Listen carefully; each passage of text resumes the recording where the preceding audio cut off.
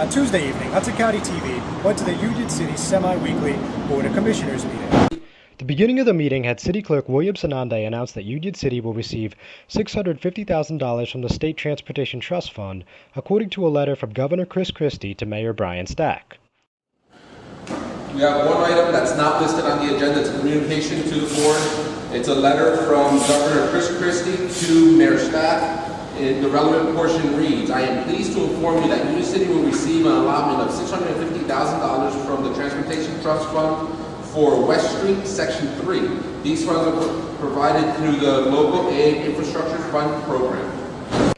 Later, Stack explained that Resolution 18 on the agenda was made for emergency repairs due to a sewer collapsing. Just for the public certification, number 18, a resolution approving an emergency contract with Fletcher, Kramer and Sons. That was on sewer lateral repairs. That was an emergency of a street collapse on 41st Street between New York and Bergerline Avenue. There were several collapses on the street, several of the holes. They probably had to done about 22 feet on these collapses that took place. And it was a dangerous situation. The street was closed for about a week or two, almost 2 weeks. Things were generally quiet with the exception of one local attorney who wanted to know whether or not the building had a certificate of occupancy. Has been without a CO, a certificate of occupancy, since 2009. I suppose you're talking about the litigation that the city instituted against the property owner.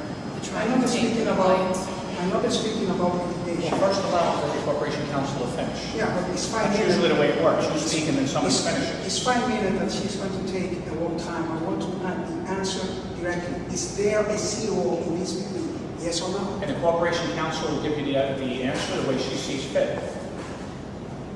My question is very simple. After you can elaborate what you want, is there a CO right now in this building? As you know, there is pending litigation. The city filed a lawsuit to compel compliance with the Uniform Construction Code, which involved requiring that certain documents be submitted and certain requirements be met in order for a certificate of occupancy to be issued. As we've discussed before on the record, our office had a conflict of interest, and that matter is being handled by Special Counsel Willie Schulman. As of sitting here right now, that litigation has been resolved with respect to the abatement, and the only outstanding item that's prohibiting the issuance of a CO at this point is a documentary issue. Apparently, sprinkler calculations as to the as-built drawings need to be submitted, and they're in the process of being submitted under a settlement agreement, and the only remaining issue is the collection of penalties against the defendants. But the answer is that there is no as yet a CO. Is that correct? My answer stands. It's the information that I have with me.